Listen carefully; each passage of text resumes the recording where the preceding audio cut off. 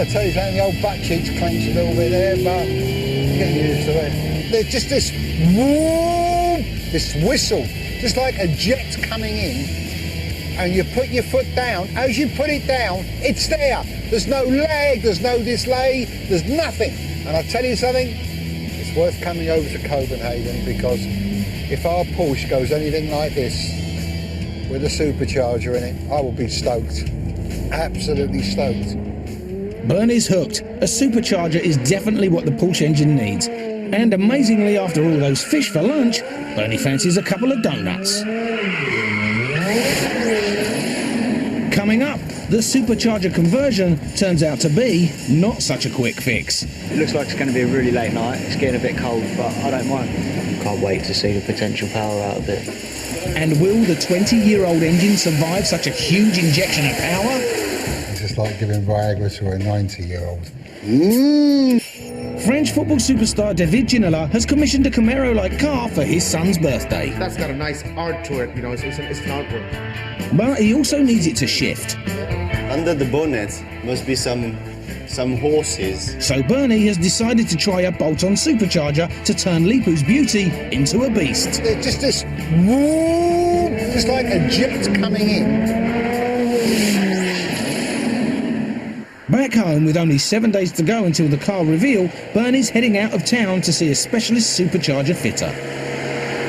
David Ginola insisted on two things with his car: subtlety, power, and most of all, class. And what can we do more class and more power, realistically, than a supercharger? That probably increased the brake horsepower between 50 and 65%. That's going to really, really give it a sting in its tail. We want something that's going to go, whoa, whoa, whoa, whoa. A specialist conversion like this needs to be handled by experts. Managing Director Andy is looking forward to the challenge.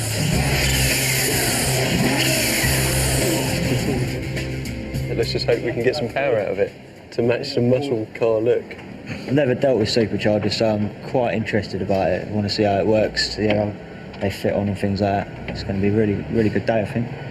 It's purely like an operating theatre here. I mean, we have all the nurses over there having a look at the patient. They've got all his chest open. You can actually see right the way through the rib cage. We've got all the specialist instrumentation here. I wouldn't like to think what that does, but it defies logic. Before they can fit the supercharger, they need to upgrade the fuel injectors. Basically what we're doing is changing the injectors. For larger injectors, the old ones are about 200cc, these ones are flowing between, I think, 300 and 400. There's the amount of fuel that flows per minute. With that, obviously, you can run more air.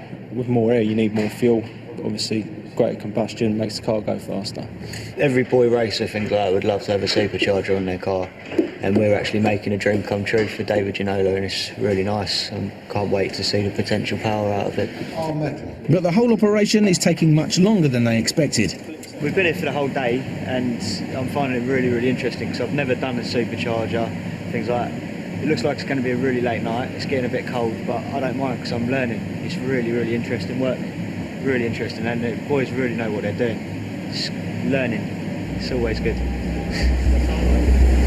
Bernie leaves the specialists to it as they work into the night.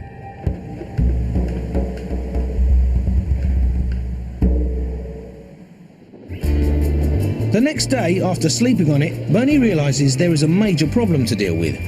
Having such a superpowered car will require superpowered brakes to make it have a superpowered stop.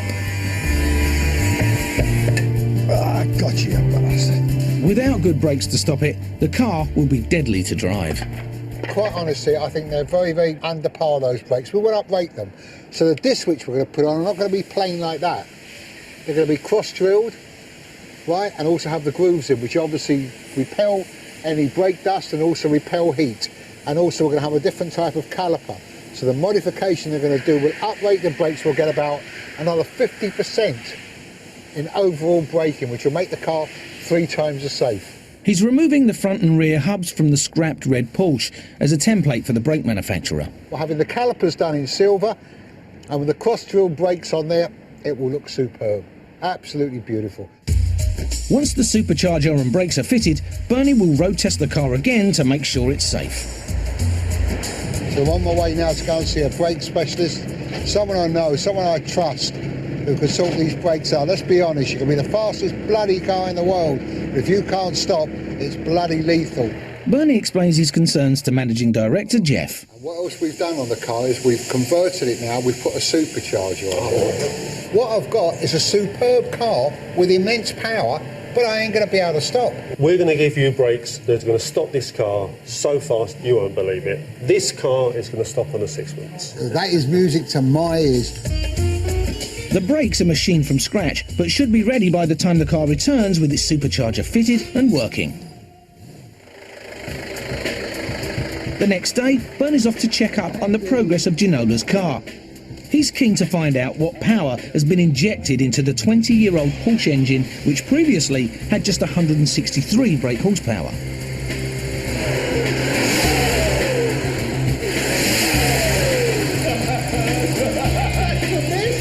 The car's on a rolling road, connected to a computer which measures the peak power developed by the engine.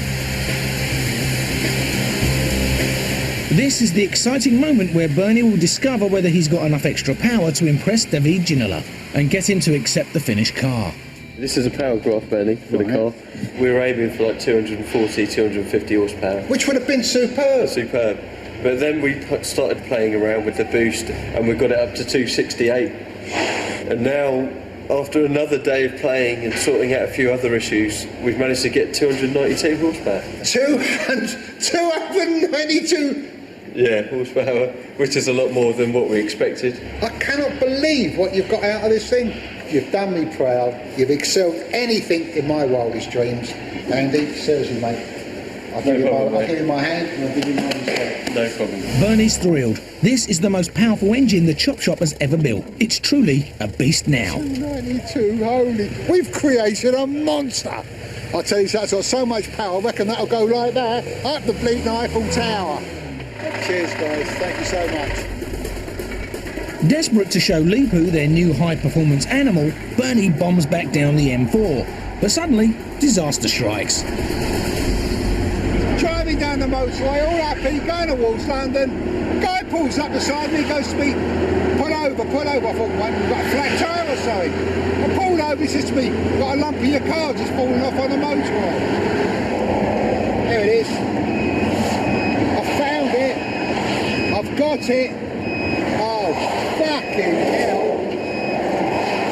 Everything goes from bleeding bad to worse. Now the fucking roof's come off. Oh. The once beautiful paintwork that Leepu had scheduled so early in the build is ruined. Parts of the car's bodywork shouldn't be flying off like that. Their schedule and budget don't allow for this sort of accident. The boys are going to go apeshit and Leepu's going to bloody kill me. As Bernie nears the garage, he decides that, with Leepu, discretion is the better part of valour. Or lying, as it's sometimes known. I ain't going to even say anything. I'm going to tell the boys to get the car off the trailer, get it inside, and then see what he says. How you doing, man? Right, yourself? It looks great for the viewfinder. Oh, man, look at that. Mesmerised by the look of his creation, Leepu doesn't even notice that there's something missing. I need a wide angle, man. I don't know if they put a little chicken heart in there, and I don't know how it performs. It might be up a little bit, but needed a really powerful something inside under the bonnet. But sharp-eyed Sean soon spots a flaw in the aerodynamics. Gaze, where's the sunroof gone? What? Where's the sunroof gone? Where's the sunroof? A little bit of an accident. Hang on, I'll get it for you. Hang on. What happened to this? Well, that's really heartbreaking, Bern. I mean, but you know, this is part of my baby. That's heartening, man. I mean, if you see something like this, it breaks your heart. The sunroof is so battered, it can't be repaired. Always more bloody work. It never bloody stops. So Bernie's got to pull out all the stops to get a replacement sunroof and have it repainted in time for the reveal.